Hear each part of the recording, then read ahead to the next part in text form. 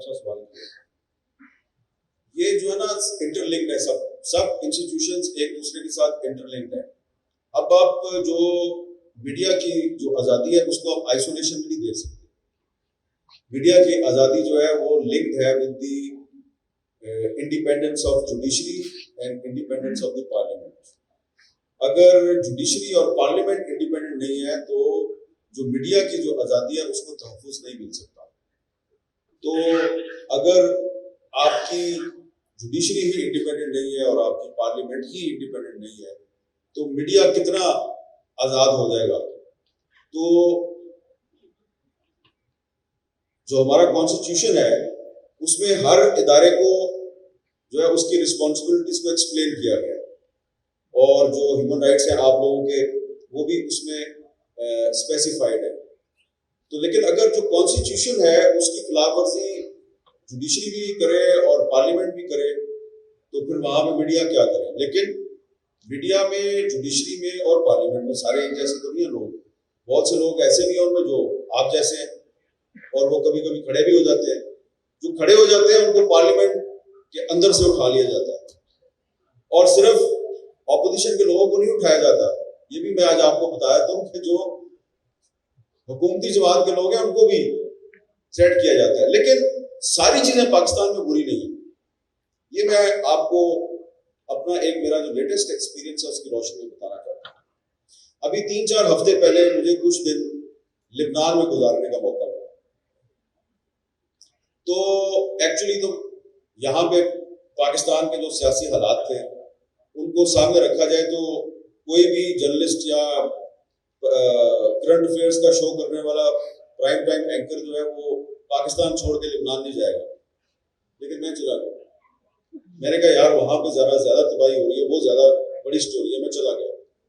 अब वहां पे मैं पहली दफा नहीं गया था, मैं पहले भी वहां पे 2-3 दफा जा चुका हूँ।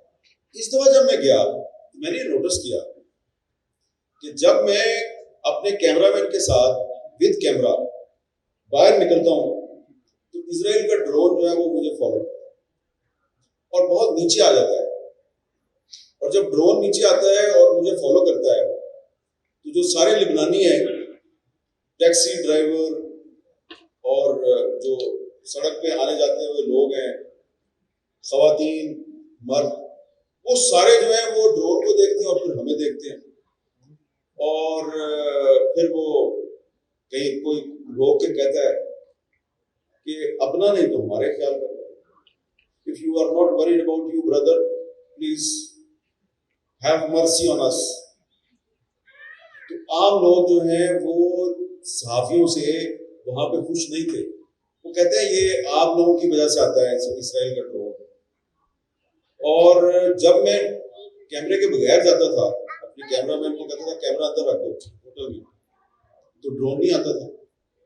और ये सिर्फ मेरे साथ नहीं हो रहा था, ये सबके साथ है, सब जर्नलिस्टों के साथ ऐसे हो रहा था। तब मुझे पाकिस्तान की याद है। और अल्लाह माफ करे, अस्तगफिरुल्लाह, but you saying that being in Lebanon आपको लगा कि चलो यार हम तो सही हैं। नहीं, बिल्कुल।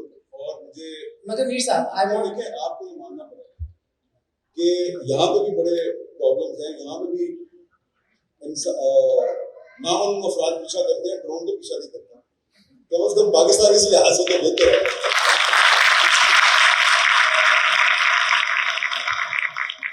ठीक है, मगर मैं जब आपसे पूछती हूँ कि पिछले 5 साल के अंदर do you actually feel कि जो अदलिया के साथ हुआ है, they were asking for it, इनके पास बड़े मौके थे कि अपने सेल्फ रेगुलेट कर लें, अपने आप को थोड़ी सी दुरुस्त कर लें।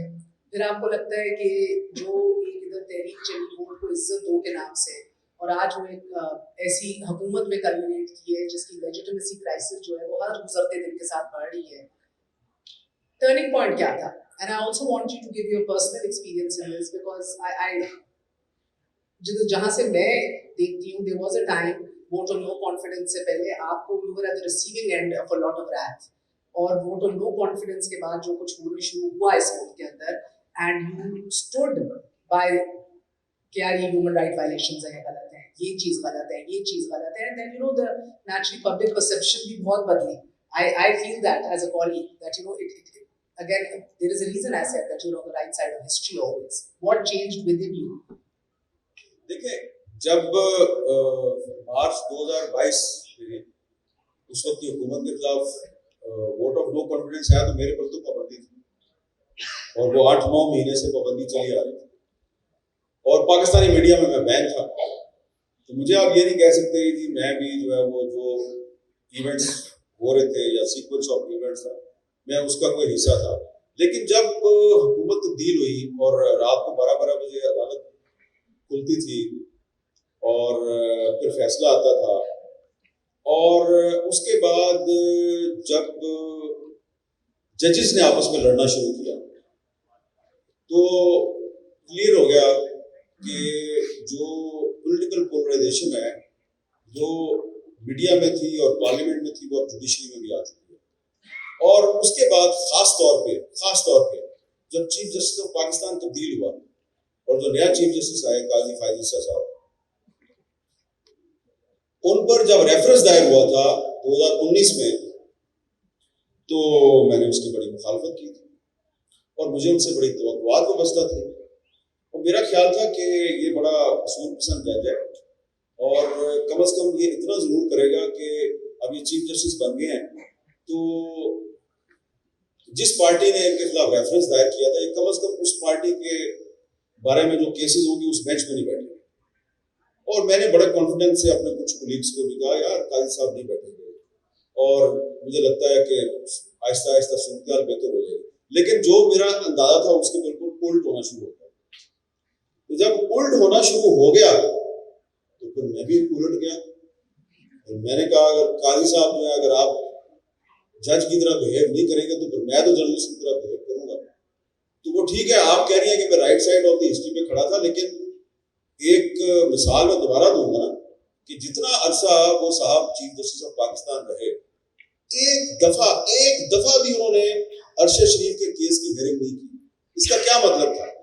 इसका मतलब था कि वो मैनिपुलेट हो चुके थे और वो मैनेज हो चुके थे और तारीख में जो उनका किरदार है उसको जस्टिस मुनीर के किरदार के साथ कंपेयर नहीं किया जाएगा। कहा जाएगा कि जस्टिस मुनीर से भी बुरा जज था।